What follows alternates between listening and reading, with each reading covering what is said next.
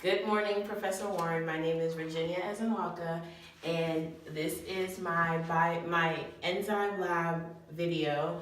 I am in the Department of Biology at Towson University in Towson, Maryland. Zip code is 21252. Okay, so we're gonna start first with the abstract. The role of trypsin synthesizes in the pancreas in its inactive form trypsinogen. It degrades dietary proteins, cleaves after lipsins and agnins, and it's proteolytic. Our question was, how will the change of temperature affect trypsin activity? The temperature optimum will be in the range of 52 degrees Celsius to 77 degrees Celsius. And outside of this range, trypsin activity will increase as the temperature increases. The conditioned enzyme activity were tested at 47, 52, 57, 62, 67, 72, and 77 degrees Celsius.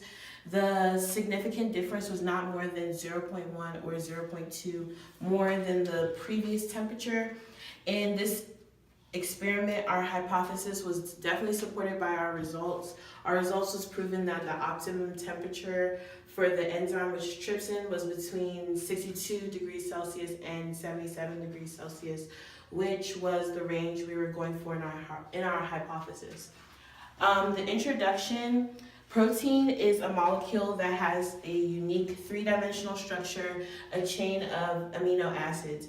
Protein is used for immune function, building tissues, etc.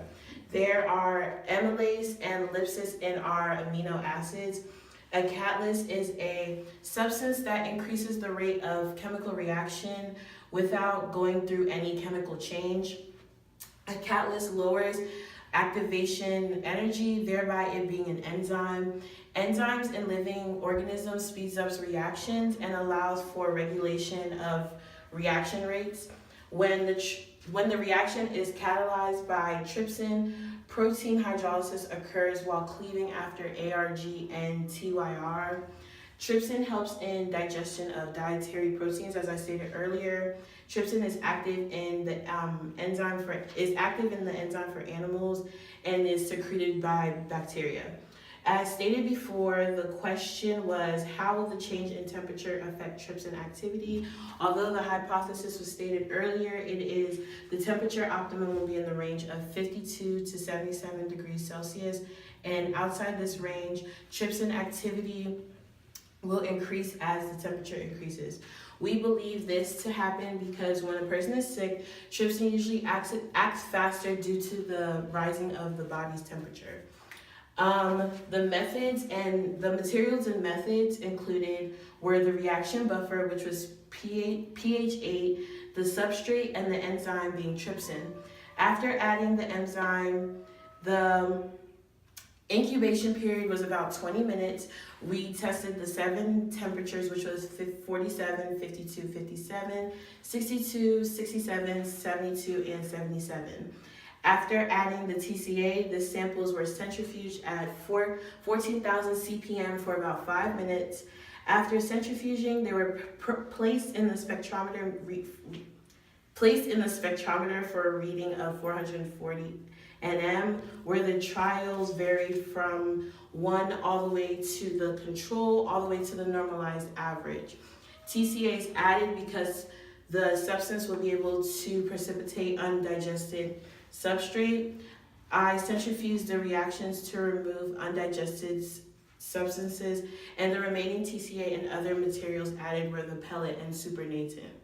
The addition of sulfonamide is correlated with azocasein, which is a milk protein that sulfonamide attracts to randomly. It absorbs in the spectrometer. The control conditions were chosen just based off of the experiment groups. Just one control group within the 7 groups or temperatures. The negative control was prepared by simply adding water in place of azocasein and TCA. We had 5 replicants used because we wanted to compare results with each group, compare with other groups, and we wanted to see the changes within like other groups. So we wanted to compare those who did like salt or did like different pHs and stuff like that. So the results are right here. As you can see, there's like, it starts off at point 4, and then it goes to like a little bit higher than 0.6. Then once it gets to 62, it's like regular, and then it dramatically decreases at 67, and then it starts to rise again from 67 onwards. So based off the results, you can just tell the difference between 0.5 all the way on, and they're just different, and the range is usually from 0.2 to 0.7. Although it says it's significantly different, after speaking to you, we realized that it was not significantly different, and we actually made a lot of errors. The discussion, the experimental design and execution was accurate, and our hypothesis was tested correctly and came out to be true. Our t-test results stated that the p-values were not significant. The key p-values varied from 0.2 to 0.7 and fluctuated between these numbers.